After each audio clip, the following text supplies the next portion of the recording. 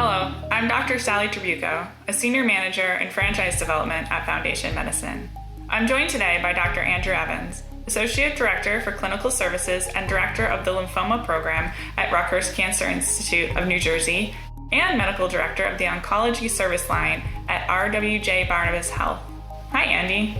Hi, Sally. Good to be here. At this year's American Society of Hematology annual meeting, Rutgers and Foundation Medicine presented research exploring genomic differences across B-cell lymphomas through the lens of patient genomic ancestry.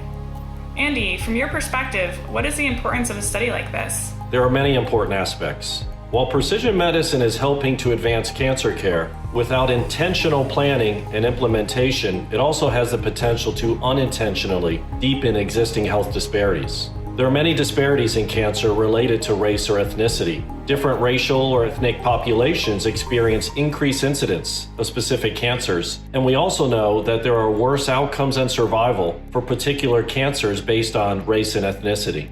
Factors like disproportionate inclusion in clinical trials across groups or underrepresentation in genomic databases, in part via decreased access, that drive forward research pose a threat of keeping certain groups from benefiting from precision medicine research as much as others. Studies like this are important because they have the potential to increase understanding of cancer biology and unique risk factors across genomic ancestry, leading to more inclusive research in general, and especially in non-Hodgkin's lymphoma, where there is a relative lack of this work. But these studies aren't possible without collaboration. At last year's annual ASH meeting, Rutgers Cancer Institute and Foundation Medicine team members had several meetings and identified a shared passion for this research and started to map out a plan of how best to collaborate together.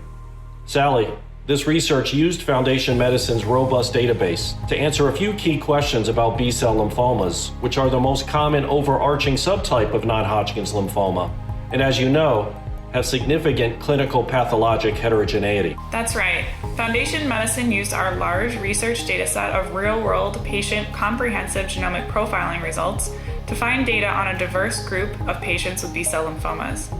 Using machine learning, we predicted patients' genomic ancestry and examined whether certain subtypes of B-cell lymphoma were more common in some ancestry groups than others. We also explored imbalances in some genomic alterations known to be relevant in B-cell lymphomas across ancestry groups. Ultimately, we found multiple differences across ancestry groups, showing that specific subtypes and certain genomic alterations in this cancer may be more prevalent in some ancestry groups than others. Andy, what do you think of the future implications of this research might be?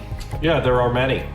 By showing that specific subtypes and genomic alterations in B-cell lymphomas can be more common in ancestry groups compared with others, we showed genomic differences by ancestry have important differences across patients with this cancer. For example, we identified CUX1 alterations, which may be associated with response to treatment with PI3 kinase inhibitors, were more common in patients of African ancestry who had diffuse large B-cell lymphoma or B-cell ALL compared with other ancestry groups. This suggests researchers should proactively include patients of African ancestry in clinical trials, studying PI3 kinase inhibitors in these cancer types. Exactly.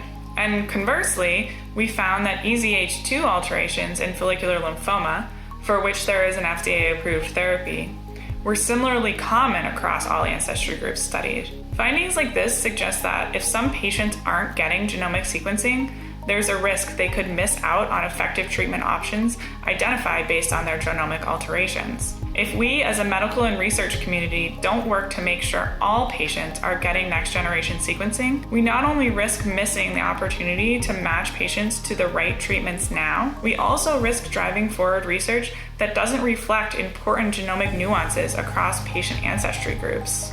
That's right, but there's still a lot of work to be done. While we hope studies like this will help to better understand cancer disparities and mitigate increases in disparity as precision medicine research advances, increased understanding of differences across genomic ancestry groups is just one part of the puzzle. Progress requires commitment to inclusive research, improved access to care, accessible education across the oncology community, and collaboration. And with ongoing collaboration, we can work toward a future that enables true, individualized precision medicine for all of our patients.